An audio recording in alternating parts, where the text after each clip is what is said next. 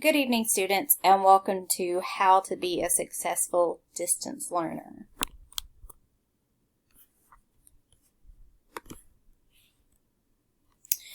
Step 1, know your expectations.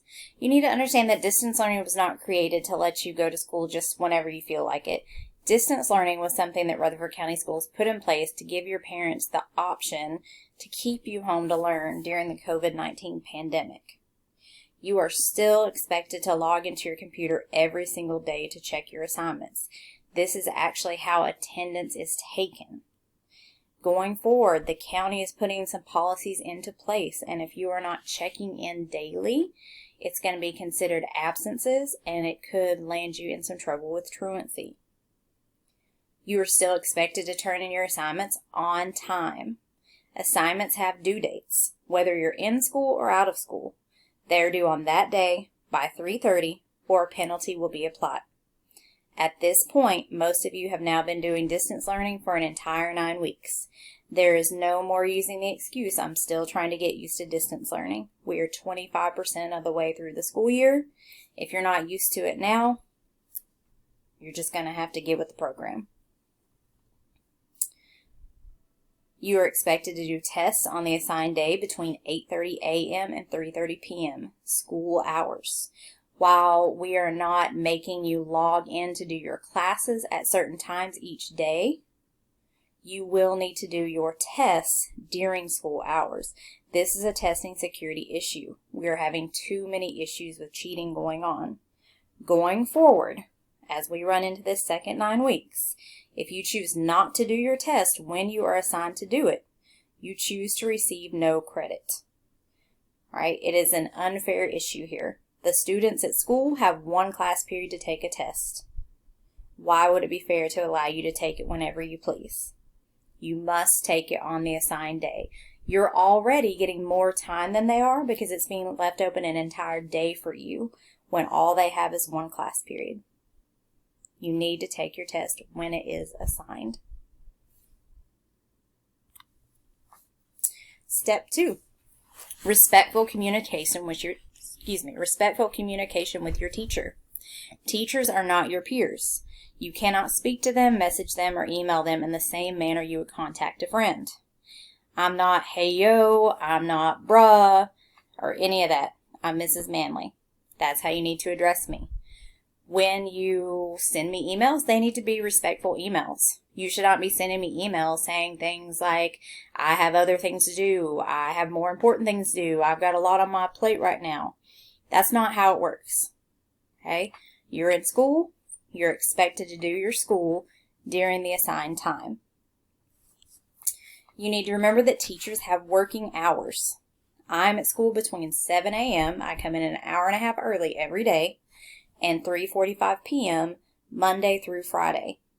After 3:45 Monday through Friday and on the weekend is my family time. If you need to contact me during those non-working hours, that's fine, but you need to understand you may not receive a response from me until I return back to school. If you email me on a Saturday, I may not email you back until Monday morning. If you email me at 8 o'clock in the evening, Monday through Friday, you may not receive an email back from me until the next morning. If you do receive a message back from me, I am taking time out of my family time to do that for you. I don't mind to help you, but it would be a lot easier if you contact me during working hours.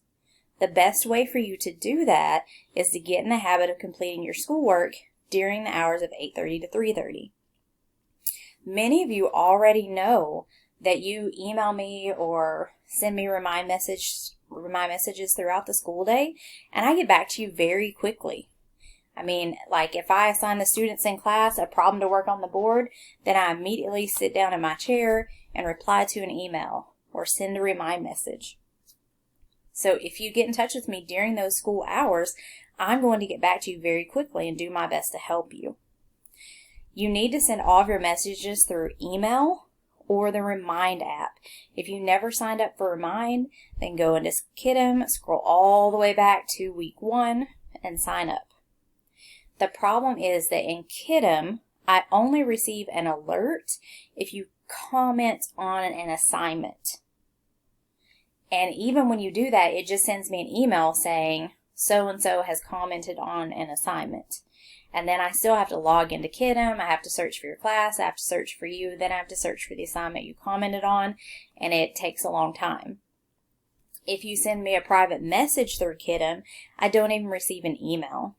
So I only notice it if I just happen to see the little bitty icon. So if you email me or send me a remind message, I'm going to get right back to you. Here's an example of how to email a teacher.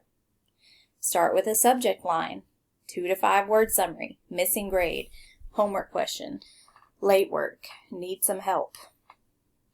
2, begin with a greeting.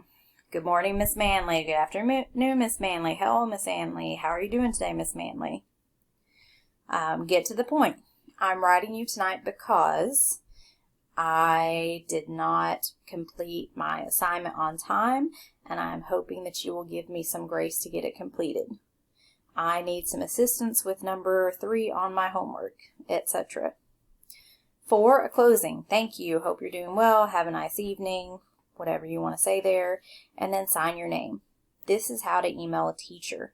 You're going to find that not just me, but all of your teachers are going to respond to you in a more positive manner if you are emailing them in a positive manner, rather than just emailing and saying, bruh, why'd I get a 35 on this test? Or, why am I failing your class? Okay, write an actual email, not just a sentence. This is probably the most important way to be successful in distance learning, is to manage your time wisely. School is normally about 5.5 hours when you take out lunchtime and class changes. You need to plan to spend about that much time working on your distance learning classes each and every day. At school, we're on block scheduling, where our classes are 90 minutes each. I know that some of your teachers are posting your assignments in that same way. I'm not posting assignments for distance learning that way. I'm taking the long 90-minute lessons that we do 2 to 3 times a week at school, and I'm breaking those down into smaller lessons and putting them up piece by piece Monday through Friday, so that you're not overwhelmed with a ton of math to do all at once. Now, that does mean that every single day you need to sign in to see if you have something to do, but it might just be a quick 15-minute video and an exit ticket for that day. So I'm trying to help you by chunking your work through the week instead of putting a ton of work on Monday, Wednesday, Friday, or a ton of work on Tuesday, Thursday, okay, whatever your block schedule would be. I post what we're going to be doing for the week each weekend prior to the upcoming school week. So by Sunday night, I have posted a message of everything we're going to do for the week. Whenever you log into Kidem and click on my class, that's the very first thing you see are the messages I've posted to you. Try planning to log in early on Mondays to see what you have for the week. It might help if you get a notebook or an agenda of some kind to write your stuff in. Just a plain notebook would work. And just write on there, Monday, social, science, math, whatever it may be, and write down what you need to do for the day or what your due dates are, whatever it may be, and use that to help you get your assignments turned in quickly and correctly. Get on a schedule. Try setting your alarm to get up at the same time each day. I understand that you guys are teenagers, you're staying home, and many of you are staying up really late at night and then sleeping late into the afternoon. However, that is causing you to miss tests, and that's not okay. Hey, you have to prioritize. Tests take priority. Tests account for 75% of your grade. Homework and classwork assignments are 25%. That other 75% is made up of your 40% test grade and then your 35% standards-based grade. But your standards-based grade comes from your test grades. So really, 75% of the rest of your grade is tests. Okay? If you are checking to see when you have a test. You know when you have one coming up. I never surprise you guys. I always put it in the what's coming up this week. I talked last week on our videos and we did assignments about the benchmark, and I talked about how it would be Monday and you had to complete it during those certain hours. So it should not have been a surprise for anyone today. Yet there were still a handful of you that I had to send remind messages, send emails, eventually copy your parents on the emails before I could get in touch with any of you. And some of you wanted to say, well, I had other things I was doing. That doesn't work for me. You can't just say, I had other things I was doing, because a test takes priority. This is benchmark week at school. So all the kids at school have math and English benchmarks Monday, Tuesday, science and social studies benchmarks Wednesday, Thursday, as well as elective classes. They don't get to say, oh, well, I'm really behind on my work in this other class, so I'm just not going to do your test right now. You need to get into the habit of doing the same thing. You're already at an advantage because you get the entire day to take your test instead of just one 90-minute block. Remember that you're in high school now. You're not in middle school anymore. Teachers are not just going to take your work when you feel like turning it in. You have responsibilities. You have to earn credits to graduate high school. In middle school, if you didn't pass a class, but you passed most of your classes, you got passed on to the next grade. In high school, if you don't pass a class for the year, you don't earn your credit for that class. That means during your junior and senior years, you're going to have to be making up freshman, sophomore, or whatever year level classes that you missed. Okay, you don't want to be that fresh or that senior sitting in a class, with freshmen, sophomores, juniors, trying to make up a class you've already taken. Remember that tests are important. Benchmarks, important. Midterms are 15% of your first semester grade. So in December, whatever you made for first 9 weeks and second 9 weeks, you'll have a midterm that'll account for 15% of that grade.